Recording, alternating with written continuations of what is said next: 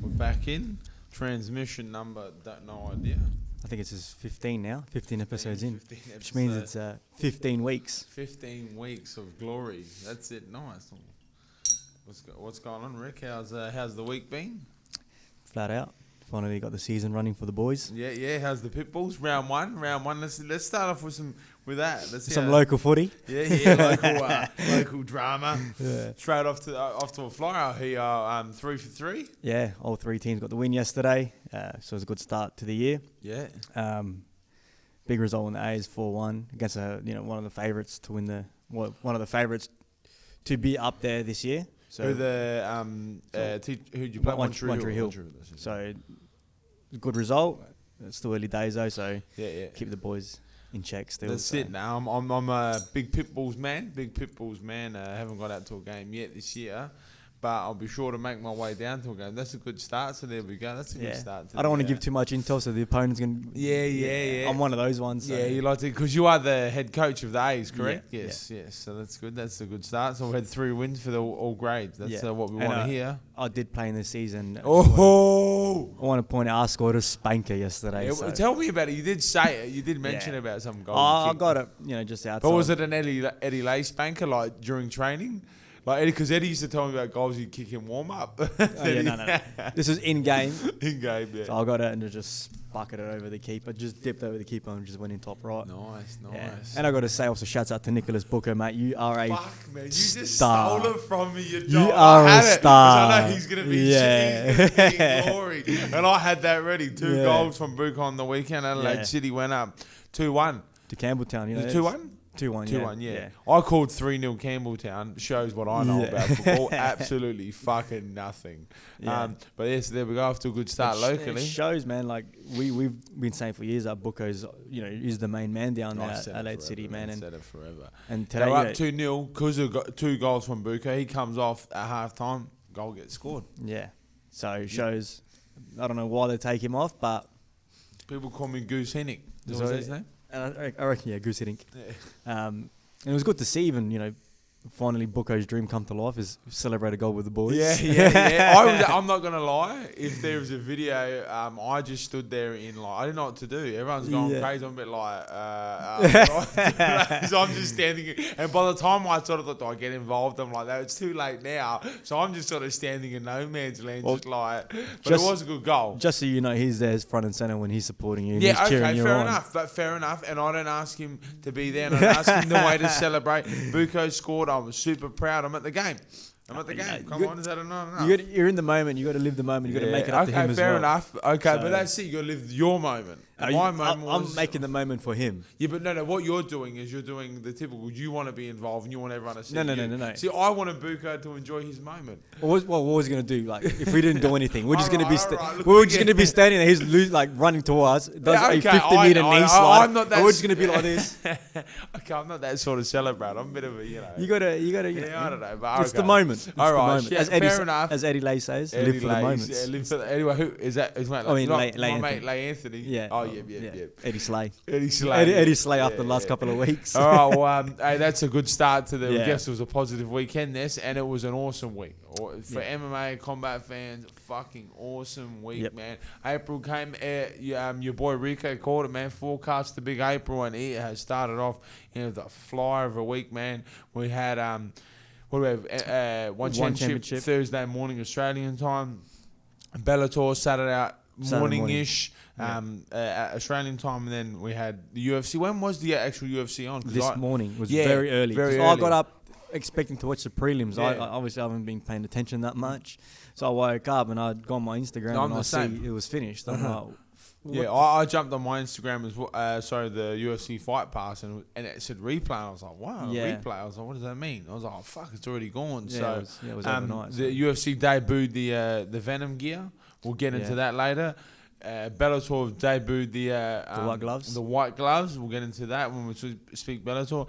And then One Championship came out with a flyer with their first American card, Eddie Alvarez, Demetrius Johnson, some huge upsets, some huge, talking points in there. So we'll jump straight onto the One Championship. Yeah, I reckon we will. I was at work when the event started. and I just was trying to rush home because I was going to try and watch it and catch it with you. Yeah. The main cards. I was lucky enough to watch the whole card. I watched the. Let's get to it. Let's. Umar Kane, Patrick Schmidt was the first fight of the night. That was and on that Umar Kane was scheduled to fight. I can't remember exactly who, but Patrick Schmidt was actually meant to fight Opacic in a kickboxing fight. Yeah. So I think Opacic came out with COVID, so they pulled him off the card, and Schmidt stepped from kickboxing over to MMA, which was pretty cool to see. And yeah, he fought what do they call him? What's his nickname? Everyone keeps saying his name to me, Umar Kane, but I forget it now. or something like that. He's got like a weird funny. Anyway, he ended up winning that by TKO ground. It was good. It was an okay fight on the feet, but then once went to the ground, Schmid just really had no idea what he was doing. He sort of just laid there and got beat up. So that fight was okay. Ended in the first. Then you had Chingiz Alazov against Enrico Kell. Chingiz Alazov versus Enrico Kell. I got that. Did it right. Come on, that was not bad. That's a pass. That was a good fight, and there was a lot of what would you call it? I guess what would you call it? Like tension, not tension in the fight because there wasn't so much tension in the fighters, but Alazov's beaten Kell's before and also beat his brother. So this is like, he's almost beaten like his brothers, fought his brother, beat him, and Kell got the win. It was he got the revenge for the family, and it was a good fight, really entertaining fight, very back and forth. That was a kickboxing fight, K1 rules, and it was awesome. I really enjoyed that fight, high level striking. So if you guys get a chance, go back and watch that. Then we had in the welterweight division in the mixed martial arts fight, we had Tyler Maguire, who's the ex-welterweight champion, for Raymond. Oh yeah, I ain't gonna get that one. Magomedaliev. And that was a good fight, man. Magomedaliev. How the fuck you even say his name? I don't know. He was an interesting guy, man. He did at one point he did a rolling thunder kick in late in the second round, and he was doing a lot of weird strikes, man. At one point he had him. Tyler had him up against the cage, and he was like back heeling his calf. So he was pushed against the cage and he was back heeling Maguire's calf, which I've never seen before, and I found that quite interesting. He pulled out a couple of weird moves like that throughout the fight. He ended up winning that on a decision. That was a good close fight. But I'll just call him Raymond. He just had too many answers. It was very tricky. And then we moved into the main card, and this is when it went a bit like, what the hell was going on here? We had Eddie Alvarez fight Yuri Lapicus. Urinal Lapicus. No, Yuri Lapicus. They fought, and he came out. He looked strong. He was throwing some big leg kicks. Just sort of feeling each other out. Eddie shot in, pinned him up against the cage, took him down, figure fought his legs, as most people call it, the Khabib, they call it. Khabib'd his legs and had him in with his back sitting against the cage. And Eddie was throwing some punches. Now, this is where the controversy is, and I want to talk to you about it. He was punching him, and Yuri was looking away. Fair enough, he was trying to protect his head. And Eddie was sort of catching him here. Wasn't, to me, maybe one hit the ear, but after that, they were more neck and back of the head. Now, I watched the back a few times, the scenario, and it was, 6 punches while they were on the ground. Then Yuri leant back. So Yuri leant back, and he landed 2 hammer fists on him. The referee then stopped the fight and then disqualified Eddie Alvarez. Now, I don't know whether Eddie was disqualified due to Yuri being unable to continue, due to that back of the head strike. I don't know. I haven't actually seen what he was disqualified for. But in my opinion, I put the blame on the referee here. Now, I would like to get your sort of outlook on it. Like, how did you see it? Yeah, so I watched the fight. Initially, I thought it was a good stoppage. You know what I mean? I thought it was a good stoppage because the referee did go, watch the back of the head. Eddie Alvarez kind of, pauses. He's still, kind of forcing, he still had his head on his head. And then he threw 3 more strikes. They're clearly to the back of the head. Yeah.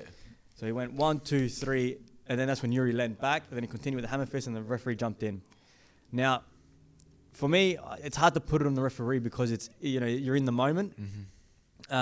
You've warned him. As a ref, you've warned the guy, he's not going to do it again. You've warned him. Like, you're a professional athlete, you're not going to ruin everything you've done by striking again. And then he lands those 3, and they were quick punches. Yeah.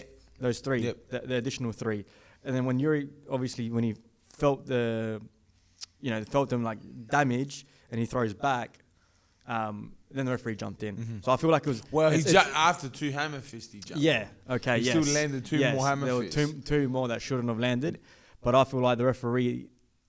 I think he must have been assessing what was going on. Yeah. Because that's what a referee has to do. You don't want to stop a fight and then be a bad stoppage at the same time. But I don't think it's... I see it more in the scenario of stop the punches and be like... Eddie, you've been warned. I'm going to deduct the point off you. I'd stand them up, deduct the point, and start them standing again. You're cool to go. By then, I reckon maybe initially that's what he was going to do. But by then, Yuri couldn't continue. But that's why I put the blame on the referee. Because remember, after that, there was a confusion of what's going to happen now. Is it going to be a yellow card? By the way, I do like the yellow and red cards. I feel like it eliminates all confusion, especially if you're there as a fan. I think, if a fight's called off, the referee's gonna, does that usually, that fight's off. Then some people might be like, what's going on? Whereas when the red card is out, universal sort of rule. Yeah, the red card's out, it's out, and everybody sees it, and everybody knows what that means. So, I did enjoy the red card, but I feel like it was hard to it's hard to put it on the referee, man. Because it's got to assess. He came in, he stopped it. Maybe you thought, deduct the point. And then the doctors would have come in and assessed Yuri, and Yuri can't continue, then that's it, I like I said, I just feel like watching it back, he hits him twice that were questionable. I would have been like back of the head, and 1, as soon as that 2, he's got to put his arm in. Like, he should have been ready to go, ready to jump in. It's like when an arm bar's on, the referee's there, it's on, and he tries to grab it and save it. You got to remember, that's a finishing move. Yeah. All right. Here, but my point you're thinking the athlete isn't going to continue the head strike. Yeah, fair enough. But that's where, then this is perhaps where MMA needs to grow with the referees and saying that you got to remember, even though I can feel your head, I can't see your head. So you might be here in my gut and I'm hitting you, and I can feel your head's here, but I don't exactly know what part of your head I'm hitting. I'm not. That's for talking from an athlete's point of view. When we're hitting each other, we don't exactly. I've hit many guys, I'm sure. I've been hitting the back of the head, and a lot of the times we don't intentionally mean it. But sometimes the guy might slip, move, duck the wrong way. You might step the opposite way. You know what I mean? You catch each other.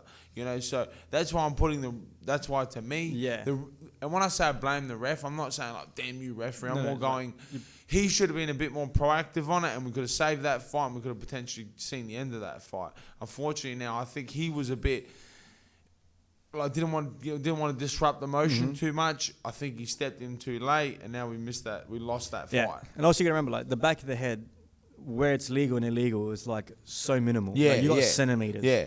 That's what I'm saying. How Eddie can't tell if he's catching an ear or not. Yeah. He said it as soon as he got I was hitting the ear. But he, going back, he wasn't. He wasn't hitting the ear at all. And again, Yuri was turning the back of it, turning his head to protect his face, obviously, knowing that you can't. Yeah. It's the mohawk area? Yeah, or is it essentially the mohawk area, or just you got to touch ear? Yeah. You have to touch an ear. If you're not touching ear, then you're hitting the back of the head, and that includes the neck as well. So that's why I think, that's why I wanted to have your opinion on it, how you've seen it. But personally, watching it, I was like, man, if the referee had just been a bit more proactive there, took a bit more reign of the fight, control. Eddie, get him up, deduct the point. I told you not to hit him in the back of the head. You did it again. But then again, if you would have standing him up, taken the point, wouldn't have been too premature. Well, that would have been the argument. Okay, but fair enough. But we would have kept the fight.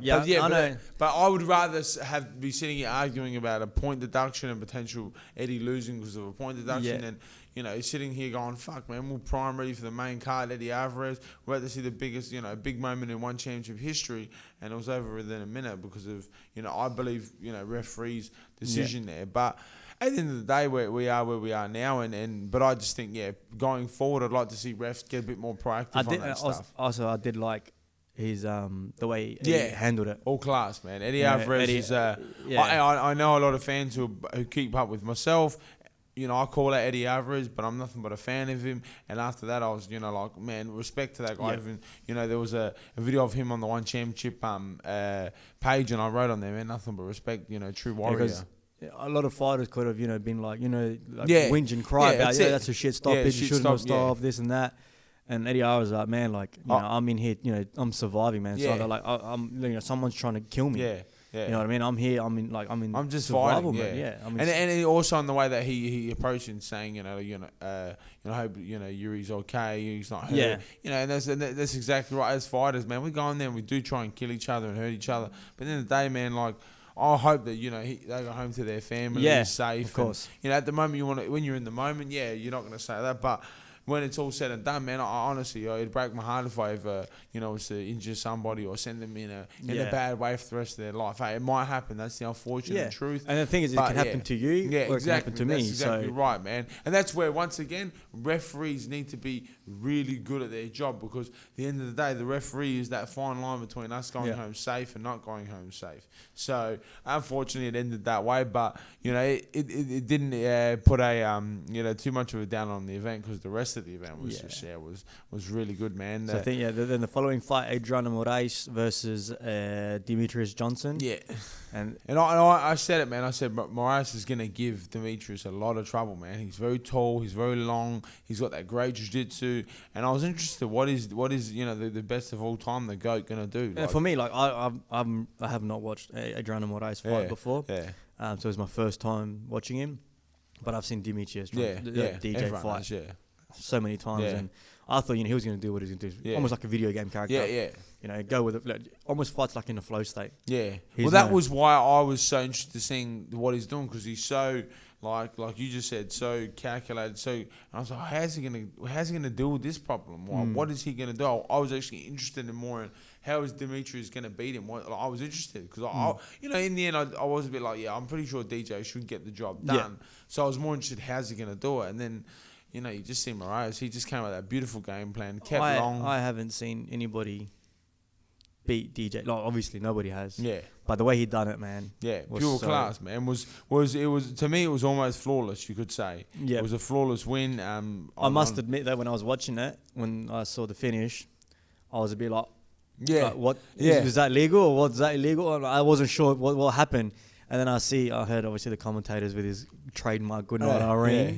Good Night Irene from Michael Chiavello. He pulled that one out, and I was like, at the start I was like, oh, he's disqualified. But then after they said no, they said I got to say that fight in itself, I think personally would have done so much good for One Championship's publicity. Oh because you had a One Championship fighter, always been with One Championship champion, just beat the greatest of all time. Now, that's already huge publicity. But then he also beat him in a way that the world was already in such an uproar about this kneeing on the ground that, the MMA community was talking about it so much. Oh, should knees be legal? Shouldn't they? Even Demetrius even tweeted saying, knees on the floor should be legal. And then, all eyes on this one event and on this one fight, and that's how Demetrius lost. And a lot of people, like yourself, would have been like, "Oh, is it no? Oh, what? You didn't get disqualified?" And I think that would have done a lot for One Championship. Because I personally think knees on the ground should be legal. I think they're perfectly fine. I don't see an issue with them in MMA. And I was reading through comments, and people was like also saying that they should be legal because a lot of fighters stole. They just obviously have both knees down and they're just trying to hold up the fight. Which again, it's if you're gonna say mixed martial arts, it's in that position, I think why not? Using knee and that takes a lot of somebody's ground game away. Is if someone's trying to keep it on the ground, they're gonna try and hold that position in there. And hey, if you can use a knee to stop a person. But also, I'm saying that you can also get in a lot of really good strong positions through ground and pound, and add knees into your ground and pounding in those areas, and do a lot of damage. So I'd like to see more of it in all MMA, even the UFC, Bellator. So we'll wait and see. I think even then, it even stops it from being so wrestling dominant. Maybe you know what I mean. Like a lot of wrestlers, like when they shoot in for that, shooting for a takedown. you know, a lot of those wrestlers like to drop to that knee, and I think then even against the fence, a lot of give it against the fence when people are, you know, like stalling with one, they purposely put that hand on the ground to purposely stall. Now you can't do that shit anymore. You're gonna cop a knee on the way up. So, I mean, all class from DJ as well, man. Went straight up to him straight after the fight, even at the back, you know, and was like, "Oh, well done, man, you're a champion." You know what I mean? So, you know, all class from both warriors, but that and it goes to show your point now that these lighter one championship guys, man. Yeah, that's what I said, man. Don't sleep on them. I really do think that one championship has some of the best, like those lighter divisions in the world. Those Japanese, Chinese, you know, sort of that group there, Filipinos, some amazing fighters, man. And Adriano Moraes, he's been doing light work in that division forever. He's held the title. I think he won the inaugural title there. And I don't know if he's ever lost it. I've seen him fight a few times. He hasn't fought in a long time, I don't think. The last time he fought was against a Team Lakai guy, and he defended his belt and won. I can't remember exactly who it was. And that's why I was like, man, he's good, this guy. He's going to be a problem for DJ. Because it was exactly like I was saying early on, like Michael Chevelle on that. They were saying that apparently they interviewed Moraes, and they said, he goes, I hope he takes me down. Like, I hope he does, because I'm going to tap him out. And you've seen they took him down, and Moraes just swept him so fast and got back on top with that ankle. The one that he went, the heel hook sort of thing. He went set up, and he got straight back on top and finished the round on top. And then DJ was getting a bit desperate, and he caught him with that nice uppercut, and then the nice knee, and finished him off. So that was awesome to see. And then in the main event, which I found quite strange. I found that strange that this was the main event. I feel like, I think Rod Tang is the guy, you know what I mean? But is it more that Rod Tang's the guy, or is it more that it was like... Or they were trying to push the Muay Thai? They're trying to promote that one championship isn't just the MMA. I found that a bit weird. Because even leading up into the fight, the commentators were explaining. Yeah. And they were really pushing that this is MMA without the ground game. They kept saying that, and they kept saying it, and they kept saying it. I was just like... All right, we get it, man. Like, you know, maybe because I understand that, but maybe for the American audience, they're trying to tap into that. Well, you got to remember, audience. A lot of the if you're not a one championship fan and you're not a Rod Tang fan, or you're going to be sort of sitting there going, what the fuck? Why aren't they taking each other down? Because they've got MMA gloves on. They're in the cage. You're sort of going to be confused. So the commentators, I guess, have to make that point. They do have to point it out. Otherwise, people are going to get very confused by what's going on, especially the American fans who have never watched one championship before. But that was a great fight. You had the Australian Daniel Williams, Mini T they call him, against Rod Tang Iron Man. And, man, these two just fucking bang. They just banged, man. It was funny because I was like, before the fight, I was watching them announce Rod Tang, and I never really took into consideration his fight record. Oh, bro, I think it's 266 wins. Or 267 now. Yeah, and 44 losses. Yeah, 44 losses, and they were saying that in Muay Thai, it's not about the win-loss percentages. It's all about the percentage, your win percentage. And he has like something like 81 or 82% win. And then everybody says it's stupid. Yeah. Because that win percentage, no one has that. Yeah. And Rod Tang is just like... You got to remember, he's only 23. And he's only 23 years old, man. Oh, yeah. And he's like... when I was watching him, because it was like an empty arena, they like compared to an MMA fight in the Muay Thai, they just sound different, those kicks, man. It just sounds different. It when it slaps and echoes, and it's just like... And Daniel Williams was landing it, and then Rod Tang, and it was just like, so almost like when you get two pieces of wood and you slap them together. Sounds like that, honestly. And I was just like, man. Nah, one championship to me is my favorite thing about one championship is what they've done with the kickboxing. They brought it to light, man, and the world's starting to go, fuck, man, how good is kickboxing? Like, they're such talented fighters, and even myself, I've never really watched kickboxing ever. I've never really been interested in it. And now with one championship, I said it last week, and I'm going to say it again, is I'm into the one championship now, like their divisions. Because even like with Rade Opicic, the Errol Zimmerman, the fight that we watched with the spinning back, I was just like, yeah, exactly. The good thing is, I think they've done a great job with the kickbox, because you go from like 5-minute rounds into these 3-minute like explosive, just striking non-stop. They just don't stop throwing, like Mini T and Rod Tang for a while, just stood in the middle of the ring, just banging on. Yeah, Mini T was whipping out those spinning elbows. But even Daniel Williams' hands, man, it was sharp and crisp and landing. Look, but he come up, I think he fights at 55, and the fight was at 61 and a half. And, you know, I mean, I think that was the biggest deciding factor there. I think Mini T, if anything, was just as good as Rod Tang on the day, if not like better. Yeah. But Rod Tang was just too strong. Everything Mini T hit him with, Rod Tang ate it and just returned it back twice as hard. So, you know, he done a great job, man. Like, especially on 2 weeks' notice. Like, well done, man. Yeah, man. You know, congratulations. Hold your head high. You're fighting one of you the fought guys. the best striker, probably the best striker in the world, man. And, well, destined to be ever. Yeah, man. You know, so well done to Mini T. Well done to One Championship. Yeah. I think they did an awesome event. And I also liked after as well, the way Rod Tang handles himself. After the fight, you know, he went up to... Yeah, got on... Yeah, went, showed him respect. And, yeah, then, like, you know, what was, like, got his own towel and was, like, wiping him down. Oh, I didn't see that, Just taking the blood off of him and, like, you know... No, I didn't see that. No, he's being very respectful after the fight. Nice. Well, he probably has nothing but respect for the guy, I think, you know what I mean? And also, you know, for your opponent to come out, everybody had written off. Yeah. To come out and put on a show. Because at the end of the day, what... Like you mentioned to me, is Muay Thai is a show. It's, you know, like you said... In the first round, they come out and test themselves for people to bet money. That's bet money, man. bet money. Muay Thai is, you know, like I was saying to Rico, what he's saying is Muay Thai, they start slow, the Thais. They're very slow on that first round on purpose. They say it's to do with the gambling. You know what I mean? Especially in Thailand. They come out slow, they fool everybody that they got nothing to give, and the next thing you know, bang, they'll take you out in the round. So, yeah, you know, that's the way Muay Thai works. And I started learning that from just watching more of it. And even being in Thailand, you understand that. Like, it's a show. When you see them like on the streets and they go out promoting the Muay Thai events, you know, they're very loud, it's very out there, and, you know, it's hard to not notice it. Nah, man, it's a national sport for them. They love it, man. And, you know, it was an awesome fight, and an awesome card. So, moving on, they've got the one on TNT number 2 coming up this. I think I like the way they've really planned this out, because they warmed up the American market with the Eddie Alvarez and Dimitri Johnson, familiar names. Yeah. And now that people, because everywhere I went on after that event, it was everywhere. I have to admit that I have to agree with you, because you said that to me, and I was like, man, I just can't get away from it. Literally, it was one championship everywhere. Like, even and it was on a good day on the biggest like media outlets. Ariel Helwani, ESPN, which is pretty much the same thing. You had MMA fighting on it. All of the big major news outlet media, MMA media, were on it, all over it. Yeah. And I think in a way the Eddie Alvarez thing kind of helped. Because people were talking about controversy. And if there's anything that, you know, especially the American market love, is controversy. Man. Everyone's saying, why, what happened, how come? Then with the knee, Demetrius losing, it was just, to me, the perfect storm. The perfect storm. Great fight with Mini T and Rod Tang. That's what I'm saying.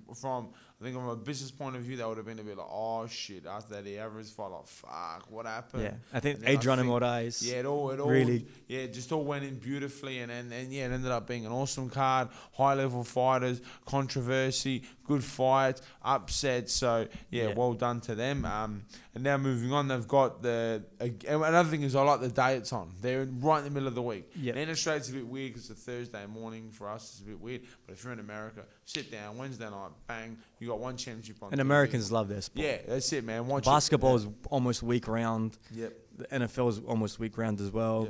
Like their sports are continuous throughout the week. They love it. And there's just name a sport that isn't played in America.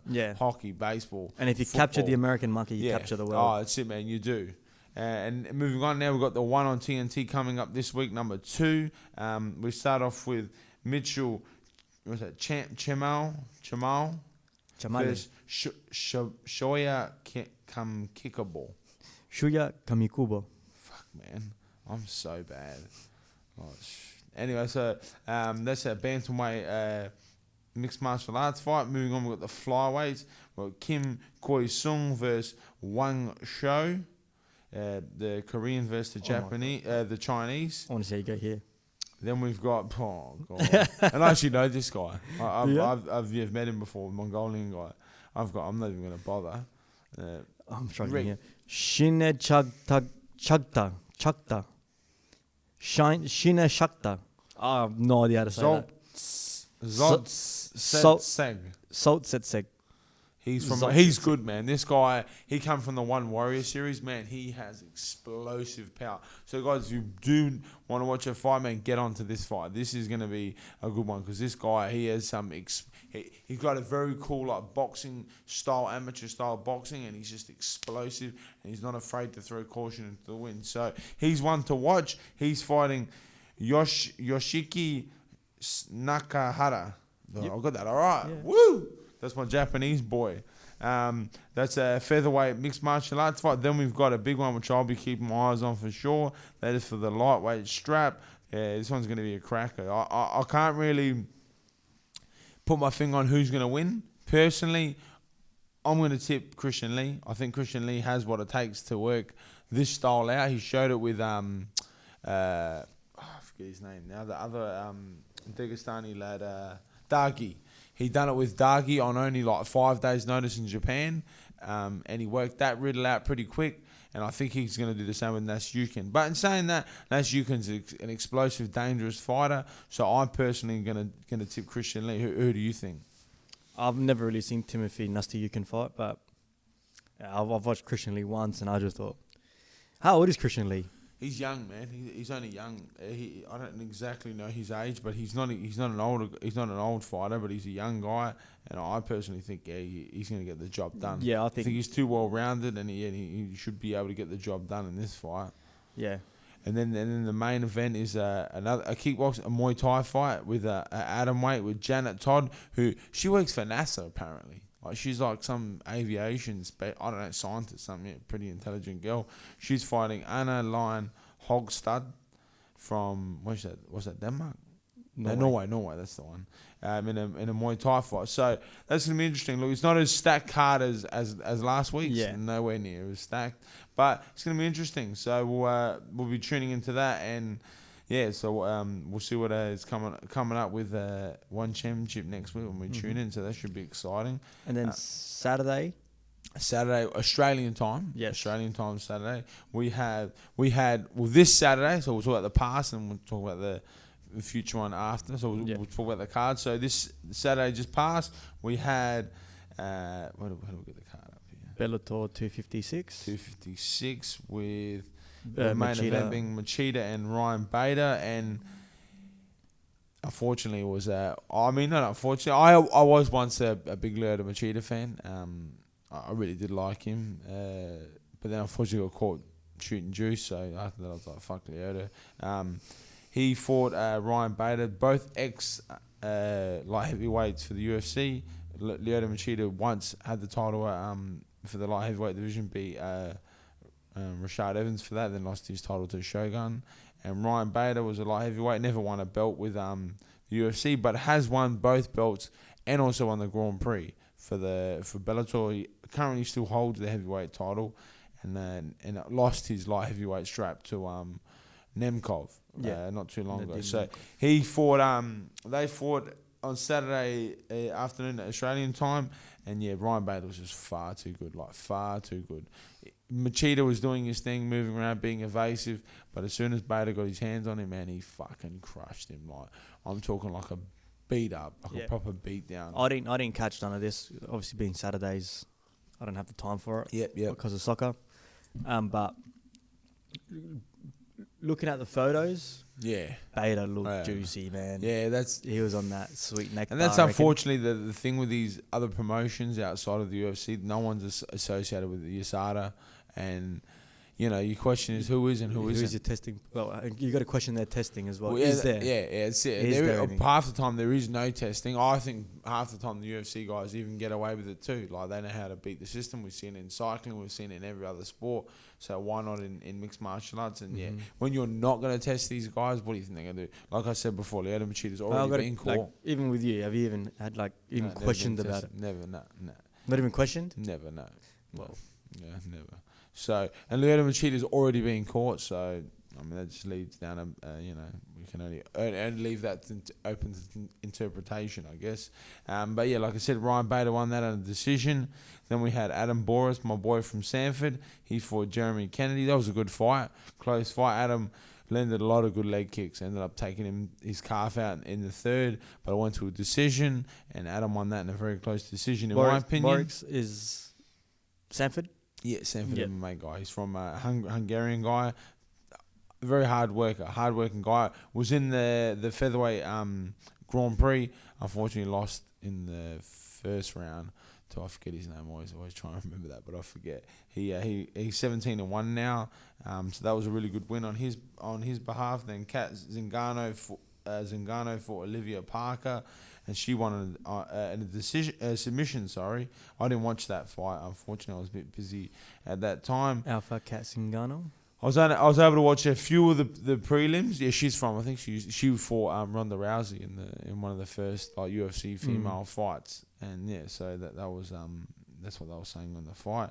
And then on the prelims, there was I only seen one prelim. No, I seen the Dalton Roster one and the Tony Johnson. That was a pretty good fight, pretty close fight, and Rooster ended up winning that on the decision. And then I just watched the Dung fight against Williams, and yeah, that was a good fight as well. And Dung showed some good hands, man. I've got to say, that's some really crisp striking. He's from Sanford as well. He comes down. I've never actually met him, but he comes and trains with Henry and the boys. Look really good on his feet. He's coming off 2 losses. He's only a young guy. He's 22. He looked really good with his hands and his striking. But yeah, then when Izzy Williams was able to take him to the ground, really dominated him. He struggled in that area, but he was lucky enough to come away with a decision win. So yeah, that was on the prelims. That Diana girl that's just underneath. That's the girl that I sent the video of her hands when she knocked out that chick. She knocked out a really nice knockout, man. Yeah. It was a very nice combo. Okay, nice. That was a very nice knockout. Yeah, very accurate, very nice striking. Like I said, I got to admit, like these girls now, they're coming up, man. The level's coming up. They really are. They're actually like, some of them are like quality fights. You actually want to tune in and watch them, man. So and I think as time goes on, you're going to see the level come up, and it's going to be an interesting market to get into, because now if you start seeing quality girls fighting, you're gonna be like, honestly, I'm open to. I don't care whether it's male, female, children. If they're quality fighters, man, I'm happy to watch them. I know people might take that a bit weird, children, but hey, man, everybody deserves the right to do their sport. And if young kids, as long as it's within the safety of how they do the rulings, I don't want to see kids get hurt. But hey, man, these young guys in Thailand, that Rodtang. He's a young guy. Well, I think Christian Lee started when he was 17 as a pro, didn't he? Well, his sister fought at 16 as a professional. So at the end of the day, if it's quality viewing, I'm watching it. I don't care who it is, what it is. As long as it's high level, I'm happy to watch it. Moving on, we've got Bellator 257 and the second round of that was the Machida Beta was the opening round of the light heavyweight Grand Prix, and the Bellator they debuted their all white gloves in that division. I think that whole Grand Prix is going to be done in white gloves. They're still going to do the red and blue gloves, but the whole light heavyweight division is going to be all white gloves, which is weird, which is different. But they look cool in my opinion.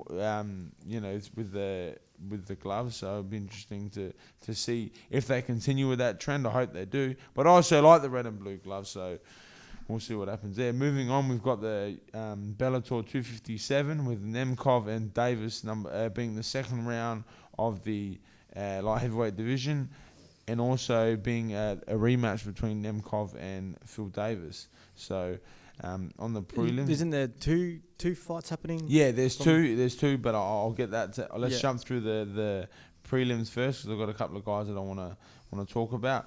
Which I find this weird. I find Julia Budd is all the way down here on the prelims. She's an ex-world champion.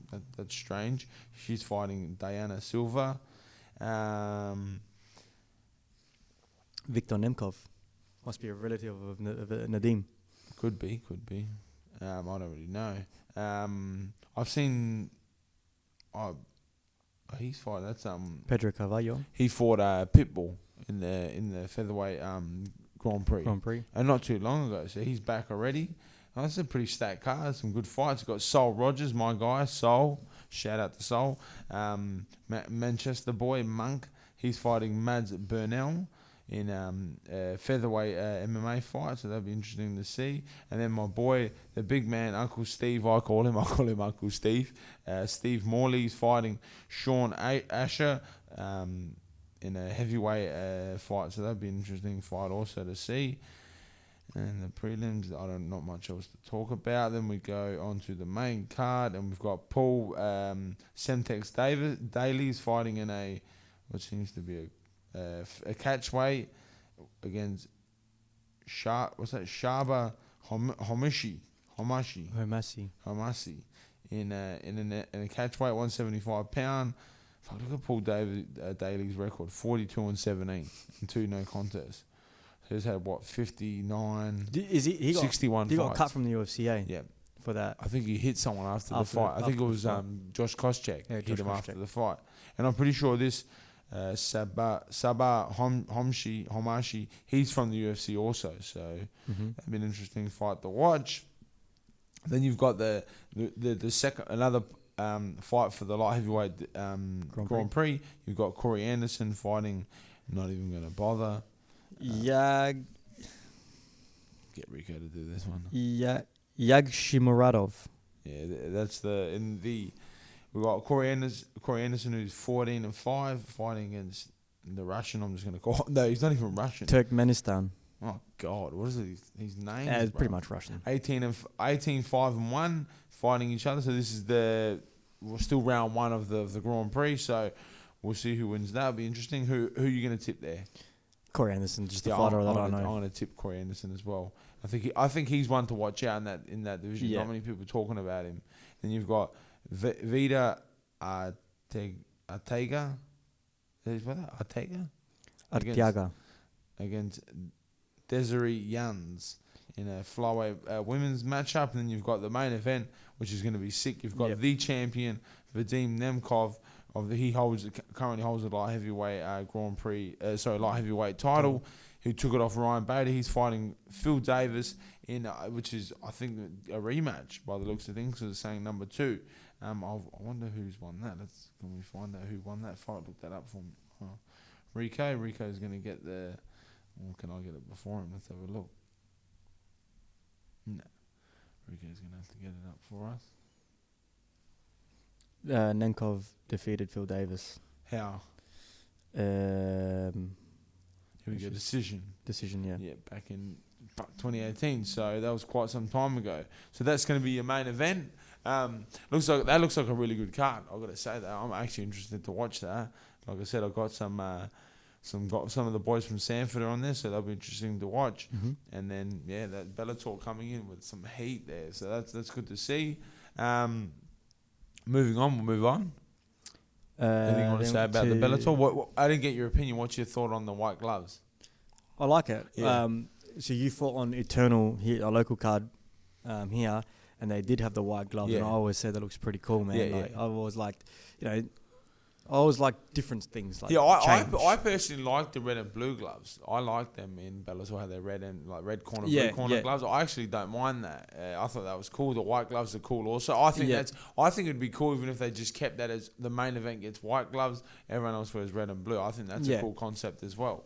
Like I think the UFC has become a bit stale. I guess we don't want to go into that yet because I think you got your own opinion about this. Yep. I think we'll just save it for that. But I do enjoy the white gloves, and I think if you want to add a bit more of a, like a bloody factor to it, sort of thing, if you really want to tap into it, because Americans love, they love bloody gore. They do that. Yep. So I think having the white gloves, and especially when you're punching, you're gonna see the blood on the white gloves. Very, quite obviously on it. So I think, hey, if you're gonna tap into that market and try and get into it more and so be it. But I like the aesthetic of it. I like the look of it. Yeah. So no, I thought the white gloves looked pretty cool, and I'd love to see him more. So hopefully, Bellator keep him going. Yeah. Moving on now with the UFC today, which we said earlier this morning, which is pretty full card. Not many amazing fights that jump out at you. You had Impa. I don't even know how to say his name. You get that one for me. Oh man, you lost it. Fine, not Impa's from Sanford. I thought that's why I thought I'd just give him a quick mention. Impa Kansanganai. He fought Sasha Palatnikov. He won in a second round submission, so I just thought I'd shout that out. I love the Sanford boys when they fight. I always do like to give them a mention. In the prelims, you had Jim Miller. He fought in the card. Jim Miller's sort of an older guy in the UFC, been around forever. No real fights that really jumped out at me. I didn't really get to see many of the prelims. I mainly just watched the main card.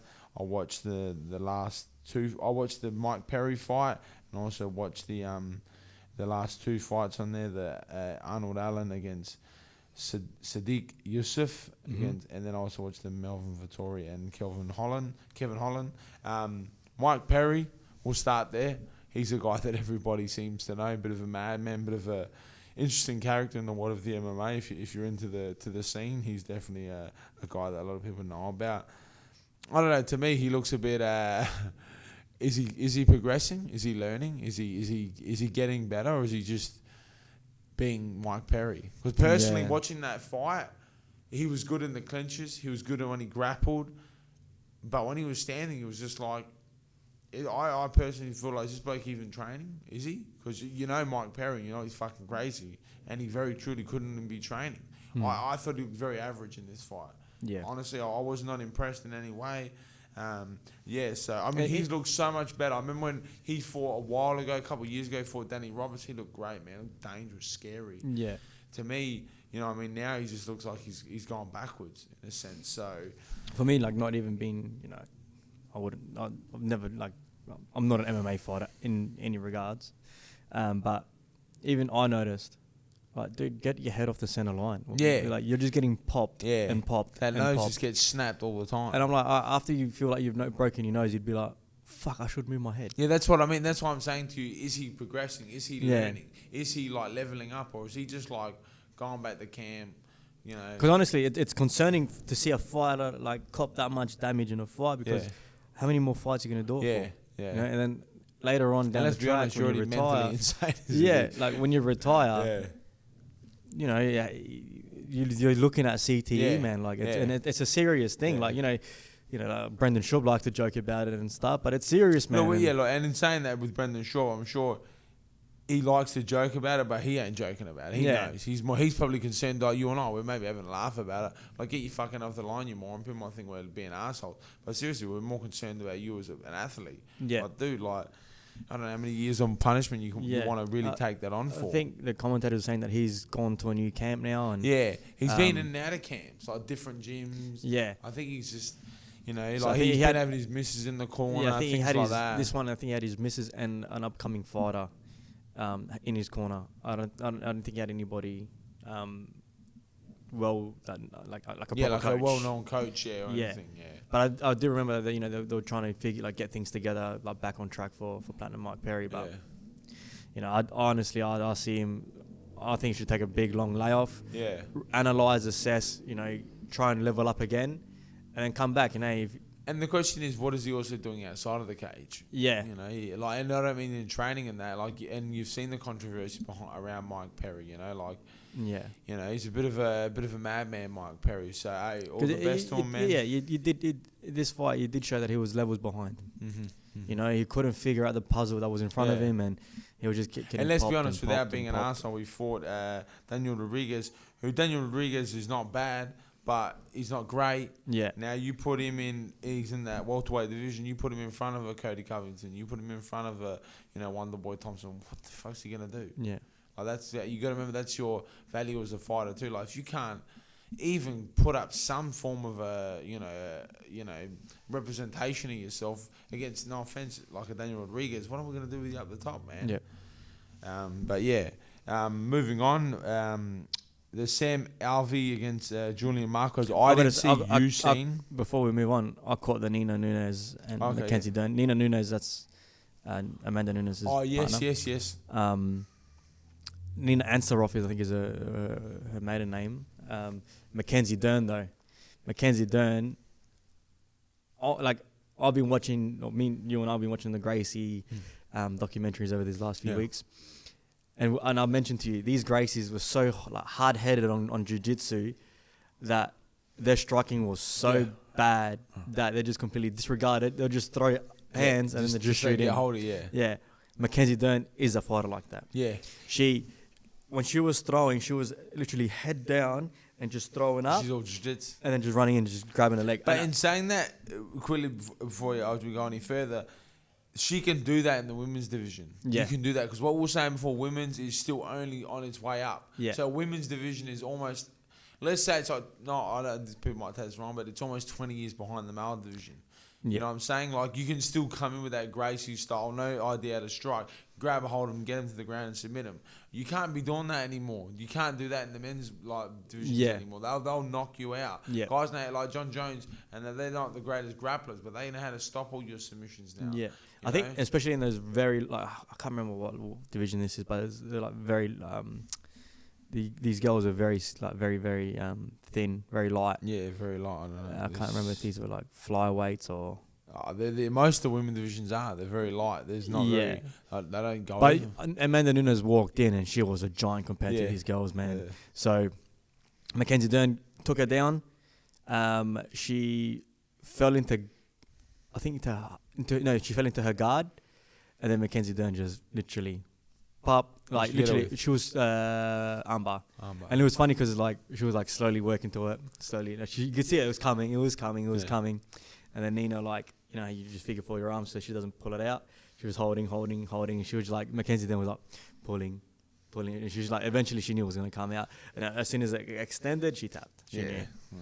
So, well, there you go. Well done. But, moving on, you had Arnold Allen against Siddique Youssef. It was a good fight, man. We skipped Sam Alvey and Julian Marquez. Oh, sorry. So Sam Alvey and Julian Marquez. I only just seen the first round. You were able to watch the whole fight. Yeah. The first round, they just bang. Yeah. They bang, man. Julian Marquez, he was just throwing out just like that. He was coming out. It was very like, he was just trying to see what Sam Alvey was about. Sam Alvey was just trying to... he was loading up and then trying to swing and just look like swinging for the bleachers. Yeah. And Julian Marquez was smart. He knew he was just testing it. Like, he was just feinting a lot. And then that second round, man, before the end of the first, Julian Marquez caught him. It was wobbled, and you could tell Sam Alvey was, a little bit more longer in there. Sam Alvey would have been finished. And then into that second round, Julian Marquez again caught him. Sam Alvey like buckled, and I think he shot in as he was buckling, like trying to grab his legs. And then Julian Marquez ended up submitting. It was like a weird rear naked. It was kind of like sitting, and like Julian Marquez was standing, and he just like had him in, and he was just kind of like, I'm fucking. Yeah. So he put him to sleep. He didn't. Marquez, I think that's what torn the bounce. I know that too. In short succession, he fought on the Burns Usman card. Yep. And now he's fought again. He's won two. His last fight was a tough one too against that Hawaiian lad. Remember that one? Pitolo? Yeah, that was that one. Yeah. So moving on, we had Arnold Allen against Siddique Youssef. Went to a decision. Really good fight. A lot of knockdowns. A lot of good shots landed. Arnold Allen looks good, man. Arnold Allen in the first knocked down Siddique Youssef. Yep.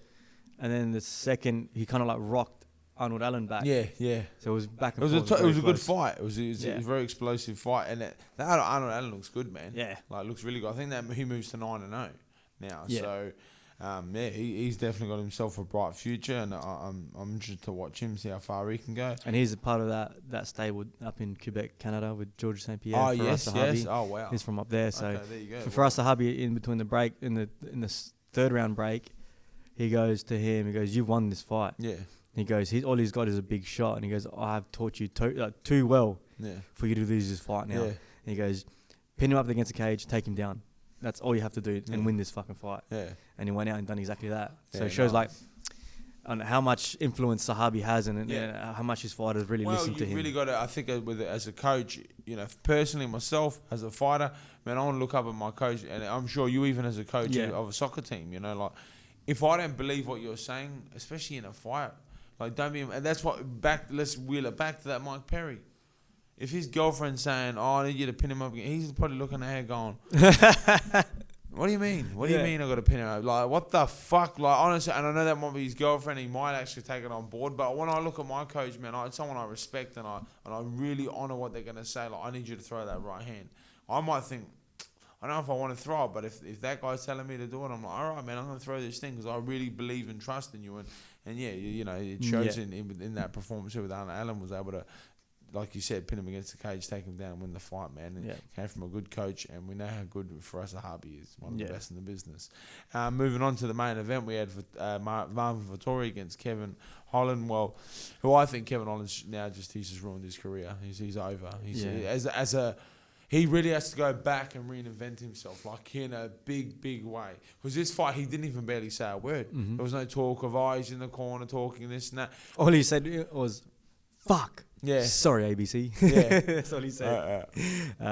But in these last 2 weeks, or whatever it was, His last 2 fights. Saying, in you were saying, space. the space. Like 3 weeks. Not much. Well, when Lee got, so when Ryan fought, so really about maybe 3 weeks. Let's just say in the space of 3 weeks, he ruined what he did in 2020. Yeah. He's really like, he's gone back to ground zero. He really has to now go back to the gym, learn everything again, like not learn, but reinvent himself as a fighter, as an athlete, and come out and perform. Because really, he's maybe got 1 or 2 more shots left at it. And if he doesn't perform, Uncle Dana's going to throw you out the door. That's how that business works. So, good on him for taking a risk and having a shot at it. But yeah, man, he's unfortunately put a lot of pressure on it. And that's what I said. Any young fighter, man, come out, talk, do your business, be who you want to be.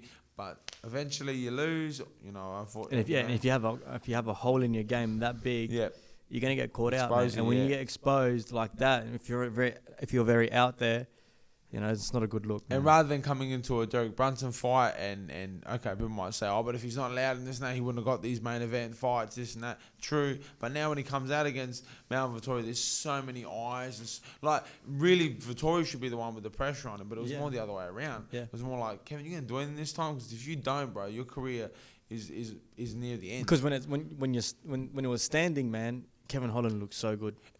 I think this fight, he did look good, but not as good. I think Melvin Vettori, he got hit a lot, but he gave a lot back. Yeah. He gave a lot back. And that's where with Derek Brunson, it was almost like, oh, shit, man. Like, every time he touched Derek, it was almost like it was over. Yeah. But this fight, he would kick, he'd land that. He loved doing that right high kick to the right hand at the same time.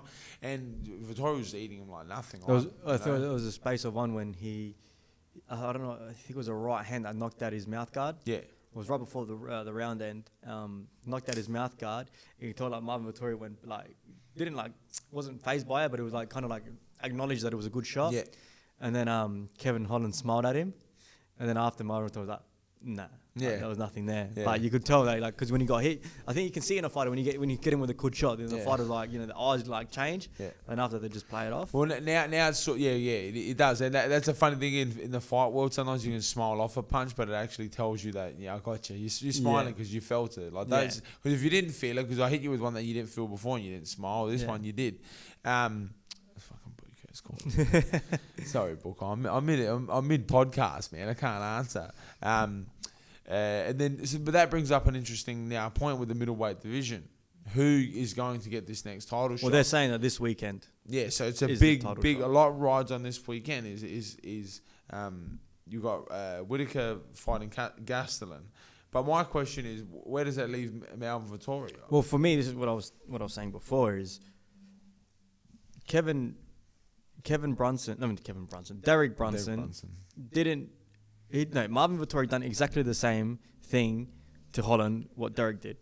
Now, why people don't have Brunson in the title talk? Yeah. All right. Look, you expect the next title contender to absolutely maul Kevin Holland. Brunson and Vettori done exactly the same thing to Holland. Yeah, all right, Holland did put Brunson in a bit of trouble with standing up, but hey, Brunson went back to his game plan, took him down, and just worked from the ground. But then you got Whittaker and Gastelum. These guys are at the top of the heat, the top of the top. Yeah, but are they like? Well, who is Kevin Gastelum really beat? And he's only getting this shot because of a pullout. How does that instantly propel him back right? in? You're right. But who was he meant to fight? Who was Darren Till? No, who was Whittaker meant to fight? Because Gastelum's a replacement for. Are you sure it's a replacement? Yeah, I'm pretty sure he was a replacement because someone was meant. Yeah, he was meant to fight. When you say it, I don't know. Because remember they had to bring him in. He was meant to he's fighting someone different. It changed a couple of weeks ago. I forget who it was. See, probably for Vettori's spiel, because beating Till would have probably got him like a really big chance at a title shot. Beating Holland really just leaves him in the same spot. Paulo Costa, that's it. That's who's meant to fight. So you really got to remove Costa out of the talks. He's back. Unless the only way you see it now, the only way you can really see it is Gastelum. Whoever wins that fight, do they really get the title shot? I don't know. It's hard. It's pretty. The winner fights Marvin Vettori, or Yeah, do you put Marvin Vettori? Does the loser then fight Costa? Like, because Costa, you can't forget about. He's dangerous. Yeah. You know, he's made a bit of a fool of himself the last couple ever since that loss. But that's an interesting one. How do you can't leave out Brunson, like you just said, because if you're going to give Vettori a shot, hey man, I've done the exact same thing in the exact same fashion. Yeah, you can't just. And Brunson's been, I think, what is it? I think he's at least won 4 or 5 in a row. Yeah. He's been on a bit of a tear. You know, so and that's what I'm saying. Everyone has a case. Jared Cannonier falls out, but he's still there. So like that middleweight division's quite an interesting one. Are you getting the rankings up? No, I don't know. I want to pull up the rankings. I want to get that up. Middleweight. So in the rankings, we've got Adesanya, who's obviously the king. We've got, and that's the thing. Whittaker, to me, 100% deserves another shot. Yeah. He beats Gastelum. Yeah, he deserves a shot. But I'm just saying, I can see, Brunson screaming for a title shot. I don't think he really deserves a title shot. I do see how Melvin Vettori could claim for a title shot. Darren Till's obviously nowhere to be seen. He's broken his collarbone. Cannonier. Darren Till was meant to fight Vettori. Cannonier, he's out the. Well, you wouldn't give him a title shot. He lost to Whittaker. Then you've just got that Paulo Costa. He's that sort of dark horse near that. Can he reinvent himself? Can he do anything again? I think that's going to be an interesting one. So it'd be cool to see it'd be interesting to see what the UFC matchmakers do there. Yeah. It'll be interesting to see now how people approach Adesanya now. Yeah. Because now I think... this is the big thing here because what are you going to say on what's his name? Fucking Blachowicz? Blachowicz? Yeah, Blachowicz. Blachowicz exposed a big hole in Adesanya's game. And that's, his wrestling and his jiu-jitsu, like trying to get up his ground game. But in saying that, everybody already knew that. But the thing is, this is what I'm going to say. It was like Conor McGregor. There was a point where, like, this guy can't be beaten. He's actually invincible. Then he did the Diaz fight. And the whole world was like, wait, he's only just like us. He's fucking nothing special. And it really, like, when you can get that belief, Adesanya had that almost like, laser. Once he beat Costa, it was like, oh my god, who the fuck is this gonna? No one can beat this guy. Now that someone can beat him, it's like okay, I believe now that we can do the job. So that's what I'm saying. Interesting to see that. Hey, Blachowicz exposed the hole, but was it a hole or was just Blachowicz that much bigger, and heavy? But Adesanya was like, and also another thing, back to what you were saying about exposing a hole. Yeah, everybody knew the wrestling was one of his bad areas, but I think Blachowicz showed a way to get to that area. Like, don't rush to it, guys. You guys all rushed there too fast and you showed it too early. Wait your turn and then grab a hold of it. Like Kelvin Gastelum, if he came with that right mindset in that fight and got a couple of those takedowns, he could be the champion now. So that is going to be interesting to see because I believe in the world of fighting with promotions and brands and the way you Adesanya was almost like the way they speak about him, like he's an alien. He really is. He fought like that, and I think he is. I don't think anyone's going to beat him personally. But now there is a sense of belief in the middleweight division. Like this guy can be beat. He's been beaten before. Can we do it again? So it's interesting. But then at the same time, they might get there in front of him and go, "We can do what Blachowicz did." Bro, you're not as big as strong as Blachowicz. I'm gonna kick your fucking head off the shoulders. So it'll be cool to see what Adesanya does and who gets that next title shot. And a guy like Adesanya just wants to fight again. Yeah, man. He'd be itching for it now, especially coming off a loss. People giving him shit online. Yeah. He just can't wait to fucking get back there and murder someone. That's him, man.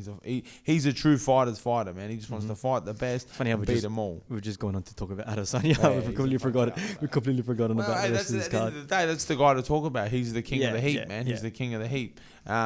Moving on, we'll talk about the card. You want to talk about the rest of the UFC card? We haven't even touched on it. Yeah, that's what I'm saying. Moving on, we'll talk about the actual what the next up and coming card you're talking about. Yeah, that's what my point was. So are we talking about the prelims? No one really know. Anyone worth talking about? No. Move on. So on the main card, is this a fight night or a fight night? It's a fight night. So you got Ricardo Ramos versus Bill Algio. I don't know either. Luis Pena versus Alex Munoz. That Luis Pena, he's not bad. He's the guy with the big afro. The tall guy. So he's not bad. Fight the big one to watch. You got Abdul Razak Al-Hassan versus Jacob Malkoon. No idea. Oh, Jacob Malkoon, he's from Australia. He fought Phil Hawes and he lost his debut, I'm pretty sure. Let's have a look. Yeah, that's him. He's Australian. He comes out of Whittaker's team. So he's from Australia. Yep. Well, obviously, it makes sense with Whittaker on the card.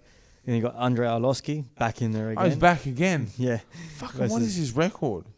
Is that 30 and 20? 30 and 20. Mother on. These guys are fucking crazy, I man. know. Versus Chase Sherman.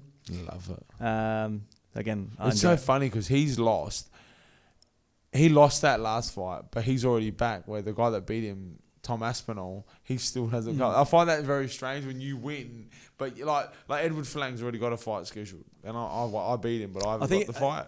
Right now, I think in the current climate, it has to be down to logistics, man. Whereas, can I get a fighter here now just to put on a fight, or am I going to go for a guy that won, but that's in Australia? Yeah, I mean that is going to be a huge part too. Yeah, and Arlovski, he'll probably just be like, just send me the date. Don't even tell me who it is. Just send me the date. If you're fighting in the US, you're in US, and there's a US card. Yeah, you're in here. It's going to be easy to get you there. Yeah. But I'm saying Arlovski, he'll just fight anyone. I believe. Oh yeah, especially with the record like 30 and 20. Yeah, he doesn't really care now. He doesn't care. There's no real record to protect anymore. Then you got Jeremy Stevens versus Drakkar Klose on the co-main. Yep. I only really know Jeremy Stevens. I don't know. I don't really know Drakkar Klose either. And then you got Robert Whittaker, Kelvin Gastelum. And that was a fight that was meant to happen years ago for the belt. So this is like pretty much. Why did Gastelum pull out? No, Whittaker pulled out. Oh, I think he had the stomach problem. Yeah, the problem. Something like that. Because he's had a fair few medical issues. I'm not sure. And Gastelum, he fought Adesanya. Adesanya stepped up. They fought for the interim. Yeah. And that was the fight. That was the big fight. That Gastelum was very close to winning that fight. Yeah. So that's going to be an interesting one, man. He's the only real guy that has pushed Adesanya to a point where nearly like Melvin Vettori pushed Adesanya, but didn't ever look like he was going to beat him. Where Kelvin Gastelum could have beat him. And Adesanya, I've never Adesanya. Everyone that's fought Adesanya, he's probably busted him up. Well, there's a photo that goes around the internet. I'm sure you've seen of Adesanya's face after most of his fights, and it's always pretty much perfect. Maybe a little bit of a bump here. Yeah. Like against Gastelum, it was just big lips. Yeah. And that's not well. Take that as your own interpretation. Who you got? Who you tipping? I'm always gonna go the local guy, man. Yeah, I'm a huge fan of Robert Whittaker. I think he's one of the best fighters in the world. I'm a big fan of him. I think he beats Kevin Gastelum. So I'll wait and see. That would be an interesting fight. Which brings us now to the UFC gear. Yeah. So that's something I want. I've got a few notes that I've written down about stuff I want to talk about. So for people that don't know, UFC and Reebok have finished their deal. Mm-hmm. So UFC is no longer under the Reebok apparel. So the fighters are now all wearing Venom. Mm-hmm. So Venom's now part of the UFC doing work, and they've released their new range and and it's pretty much exactly the same, but just with Venom on it. I feel like it's the UFC. I reckon that it's the UFC that I've must have the stencil for it, to say like it's. I feel like it's the UFC that put the idea for it, the design. Yeah, they've got this. You're saying like they've probably presented their ideas. You said it's almost like when Barcelona. Whether Barcelona is going to be Adidas or Nike, they're going to have the blue and red stripes. They've already got theirs. This is what we're looking for. Yeah. We want you guys to come within these dimensions sort of thing. I know you're getting that. Now this is what I want to talk to you about before, and I didn't want to talk about it off air. I want to talk about it here. Is I don't care for this apparel shit. I think it's a joke. I think it ruins so much for fighters. So many fighters miss out on huge amounts of money because of this. Like, it fucks over the fighters so bad. It's awesome for the UFC. Dana and all the boys sitting back, I'm sure, smoking cigars, eating lobsters. Thanks, fucking Venom. You just made us, a lot of money. Mm-hmm. But the fighters who are the real entertainers, the reason why anyone fucking tunes in is because of the fighters. They're the ones who are very badly getting fucked over in all this. And it pisses me off because I really think that they could have done a better thing. And I think Venom, in what they've done, like Reebok, you're not a part of MMA, okay? Like, you guys came over as a business model and you thought you were going to make your money out of it, whatever. Still wankers. And it did nothing for the brand. Because in all my years of training, fighting, going all around the world, competing, I've never ever seen anyone ever wear any form of Reebok. No gloves, no boots, no shorts, unless it's free given by the UFC if you're at the event, for instance. No one has that Reebok. So my question is, Venom, you're an MMA brand, a good MMA brand, and if you're anything decent, what I think they should have done is they said, okay, we'll pay the fighters even, but hear me out, we'll pay the fighters even less than what we're going to do per fight. But what we're going to allow is for you guys to have your own brands. So you have to wear Venom shorts. It was, I remember back in the day when we did jiu-jitsu, you can have sponsors, but you have to put them in certain areas, certain dimensions. So Venom should have came out and goes, okay, guys, here's your shorts. You're allowed to have, 2 leg sponsors, a front or a back sponsor, and 2 back leg sponsors. Therefore, we'll only give you, say, $5,000 to $10,000 a fight, depending how many, whether you want to do the pay scale or not. But you're still able to make a lot of money, because I was listening to Brendan Shaw during the week, and he reckons that he was selling his front left leg for $50,000. $50,000. On the Venom deal, you get $42,000 as the champion to defend your title from Venom. 42,000. That's fucking nothing. Like a guy like Al-Hassan, you could probably sell the positions on his shorts, probably for close to $300,000-$400,000. So that's my point. So if Venom, I think that would have been the smartest idea of them all. But does Venom have the say there, or is it the UFC? Okay, but then everybody can win from that. UFC will get a cut from Venom. Venom get all the exposure, pay less to the fighters, and then the fighters win because they also still make all their money. Do you get where I'm at? Yeah. I think they should have done that. And personally, as a fighter, I don't buy Reebok because I'm like, fuck Reebok, man. I sort of boycott you because you guys are the ones that jumped on board and wanted to buy out all the fighters' gear. And that's why I was like, fuck them, man. I don't want no Reebok stuff unless I get it for free. Like, honestly, and I think I'll do the same with Venom. I'm like, fuck Venom, man. Like, if you guys aren't gonna look after us fighters, man, what are we gonna look at? What are we gonna buy your gear for? Like, you don't take care of us. It's all business anyway. It doesn't matter what it is. If you're wearing, but because one thing I want to say is I hate when people totally bag on something but never have an option. Stop doing that. Well, what should we do instead? I don't know. Well, then why'd you say anything for? You don't have a better idea. Shut up. So that's why I sat back and was thinking about it. And I was like, I personally think that would be the best of them all. Because Venom will get what they want out of it. And the UFC, and then you can even, and I think as a fighter, if they'd done that, I would be more reluctant. I would want to actually buy more of Venom. Because I'm like, man, they're looking out for us guys. They're looking out for the fighter. For me, it's I wonder how much Venom cut is to the fighters. Yeah, they bought out the pay scale. It's shit. It's horrible. Oh, really? Like I said, the champion, they posted it on a lot of. But no, Venom. I'm talking about Venom here. How much are they paying each fighter? Yeah, is that what you're saying? Is that out? Yeah, they brought out the scale of in what they're paying people. It was on a lot of I'm pretty sure Hawani posted about it. Let me see if I can find it. Just quickly. Oh yeah, sorry. Here it is. Yeah, so it is. Champions will now get $42,000. Like $42,000 for the champion. That's fucking nothing. Yeah, so $2,000 more than what Reebok was doing. So that's terrible. So you know what I mean? Like, even if they didn't say add that many patches, but I'm saying even if they just gave you 2, okay, you can put 2 sponsors on you this much in this spot, and that's all you get. You know what I mean? Fighters could have been walking away with, instead of $42,000 for the champion, he could have maybe got, $100,000 per patch. So he would have walked away with $250,000. It's business, man. Like if you look at it from a business perspective, you must think the UFC is like, if all these fighters are gonna get sponsors, that's taking food off our plate. You know what I mean? It's cutting money away from our company because now these businesses are going to come to the UFC to sponsor. They're going to go to the fighters to sponsor. Mm-hmm. You know what I mean? So guys like McGregor with his proper 12, he's not going to be like, well, fuck the UFC. I'm not going to pay him. I'll just put it on myself. I'll put it on myself. Yeah.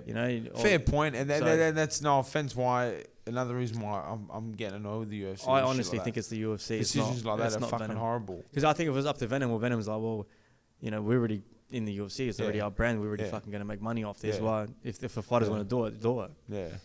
But I think it's the UFC protecting their. Yeah, that was the point I wanted to talk about today. Also, I just want to quickly highlight on something that I've seen today. I watched an Australian boxing card today, and fucking it's terrible. It's just so bad to watch, man.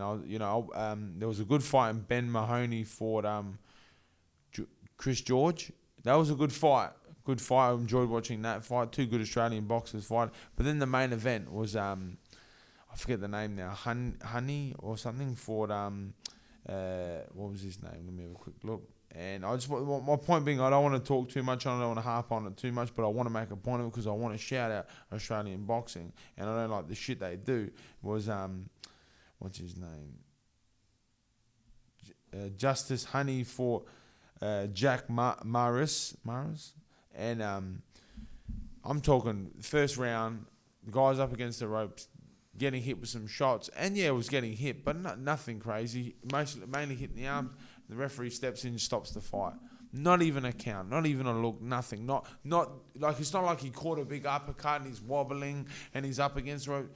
And I'm just like, come on, man! Like this is fucking terrible to watch. And I just really want to. I don't want to, like I said, I don't want to harp on it too much. I know you didn't see it, so probably most of the fans haven't even watched it. But if you get a chance, watch this Australian boxing sometimes and just see how terribly corrupt it is. And I fucking hate it, and I just really want to call it out because I'm sick of seeing this shit, man. I want to see real fighters getting in there, putting their heart on the line and getting what they deserve. Yeah, that guy that Honey would have beat the other guy. Probably he did look like the far superior boxer, but you don't even give this guy a fuck. And even he was like, the guy's like, when he stopped the fight, the guy's like, what are you doing? And he's like, oh, it's over. And he's like, are you fucking serious, man? And he was like jumping up and down in his corner pretty much to say to the crowd, like, man, this guy's a fucking idiot. Like, they've just stopped me for no reason. Like, if you get a chance and you do get to look at it, I mean, watch it. And even as the fans, go back and watch it. It was on over the just past event. And I was just shocked by it. And I just really wanted to make a point of that because I fucking hate seeing shit like that. Hate seeing that happen to the fight game, which then leads me on to my next point, just quickly before we wrap it up today. I don't know if you've had the chance to see the Thriller promotions they've been doing for the George Kambosos Lopez fight. Have you seen any of that? Man, it's scary what they're gonna do to martial arts. I'm not excited for the future, man. I'm really not, man. You've got Snoop Dogg, and all these other actors on there, and Jake Paul. I'm willing to die for this. It's just like, man, what are you doing, man? It's like that. It's like it's WWE meets like real fighting, and it's to me it's scary what they're gonna do to it. And a lot of people are gonna say, oh, but it's bringing eyes to the game. Yeah, fair enough, man. But we're not the NFL. We're not soccer. We don't care. You want to bring the right. The eyes. Yep. Yeah, the eyes over for the right reason. Like that's exactly right. Guys are gonna tune in and watch. Jake Paul fight. That's this weekend, by the way. Is it this weekend? Yeah. Fight Ben Askren. Ben Askren, and most people aren't even gonna know that George Kambosos is fighting. They're going to be like, who? No, I haven't heard of him.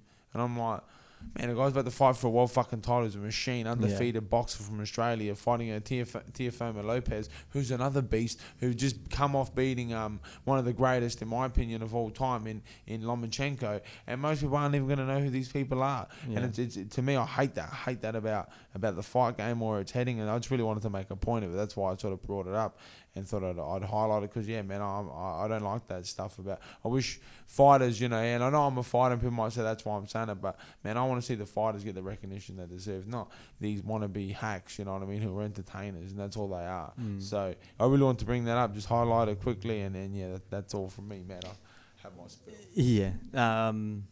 Look, like I just said, you want to bring the eyes over for the right reason. I do want to quickly touch on the Jake Paul Ben Askren, just because people are talking about it. Personally, I honestly really hope Ben Askren wins because it's just gonna put all of that shit really to bed. It's gonna everyone's gonna.